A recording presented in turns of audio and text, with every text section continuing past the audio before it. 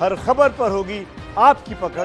Download कीजिए ABP live app. चलिए बढ़ते हैं अगली खबर की तरफ। अगली खबर तबलीगी जमात से जुड़ी हुई है। जमात के प्रमुख मौलाना साद सवालों के घेरे में है। जी हाँ, जो सवाल उन पर उठे थे, जमात पर उठे थे, उनका जवाब अब तक नहीं मिला है, लेकिन सुर बदल गए हैं।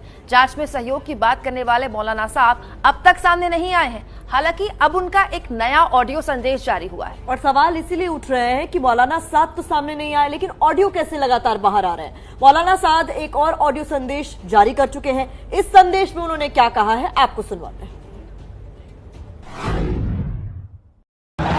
कि हर मुसलमान और ख़ुसूसन हमारे दावत के साथी जिनको क्वारंटाइन में रखा गया और उनके टेस्ट किए गए, अल्हम्दुलिल्लाह उनमें अक्सर शुरू से ही नेगेटिव आए हैं, लेकिन बाज़ लोगों के पॉजिटिव आने के बाद उनका इलाज किया गया और उनमें भी अल्हम्दुलिल्लाह अक्सर नेगेटिव होकर सेहतयाब हो गए हैं।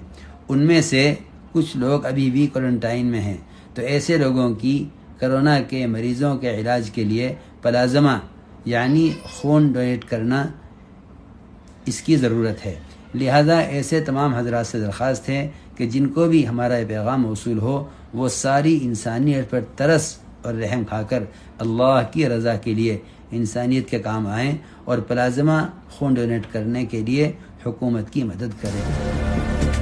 यही वो नया ऑडियो संदेश है जिसे मौलाना साद ने जारी किया है। ऑडियो संदेश के जरिए अपनी बात रखने वाले मौलाना साद कहाँ हैं, इसका किसी को नहीं पता। लेकिन इस बीच दिल्ली में आम आदमी पार्टी के विधायक अमानतुल्लाह खान को सियासत करने का मौका मिल गया। अमानतुल्लाह खान ने मौलाना साद की अपील वाली चिट्ठी को ट्विटर पर शेयर किया। अपने ट्विटर हैंडल पर अमानतुल्लाह खान ने लिखा कि मौलाना साद साहब ने तबलीगी जमात के उन साथियों को चिट्ठी के जरिए अपना पैगाम दिया जो कोरोना पॉजिटिव थे और अब ठीक हो गए हैं और क्वारंटीन हैं। वो अपना खून कोरोना के दूसरे मरीजों को दें ताकि वो मरीज भी ठीक हो सके। हुकूमत की इसमें मदद करें। दिल्ली पुलिस मरकज जमात के मामले में केस दर्ज कर जांच कर रही है। वहीं मौलाना साद ने केस की पैरवी के लिए 4 वकीलों का पैनल तैयार किया है। अब कोरोना के खिलाफ हमारे देश में अलग अलग जिलों में प्रशासन किस तरह की तैयारियां कर रहा है, ये देखिए।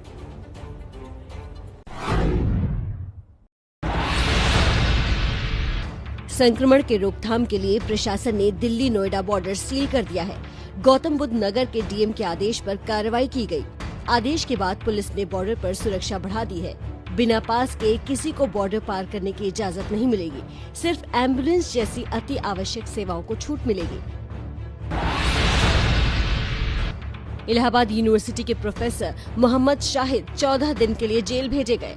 तबलीगी जमात से जुड़े 16 विदेशी समेत 30 लोग भी जेल गए। मरकज में शामिल इन लोगों को छिपने में मदद करने का आरोप प्रोफेसर पर लगा है। मध्य प्रदेश के इंदौर में प्रशासन ने कोरोना से निपटने के लिए 1800 लोगों की टीम तैयार की है। 1800 टीम्स की प्लानिंग करी है, जिसमें से 1000 के आसपास नगर निगम की ही जो है टीमें हैं। बाकी की टीमें हमारी आशा, आंगनबाड़ी कार्यकर्ता और टीचर्स के माध्यम से हम लोगों ने बनाई हुई हैं। बिहार के डिप्टी सीएम सुशील मोदी ने ट्वीट कर बताया कि कोरोना से निपटने के लिए राज्य के 22 जिलों में महामारी विशेषज्ञों की तैनाती की गई है। साथ ही कोरोना संक्रमण की जांच के लिए 5 सुपर स्पेशलिटी हॉस्पिटल भी तय किए गए हैं। इस लिस्ट में RMRI, पटना एम्स और पटना मेडिकल कॉलेज शामिल है। जम्मू में सरकार कोरोना के रेड जोन इलाकों में ड्रोन से निगरानी कर रही है। लॉकडाउन तोड़ने वालों से प्रशासन सख्ती से निपट रहा है। उत्तराखंड के बद्रीनाथ धाम में प्रशासन ने सैनिटाइजेशन करवाया। लॉकडाउन की वजह से बद्रीनाथ धाम के कपाट 30 अप्रैल के बजाय अब 15 मई को खोले जाएंगे।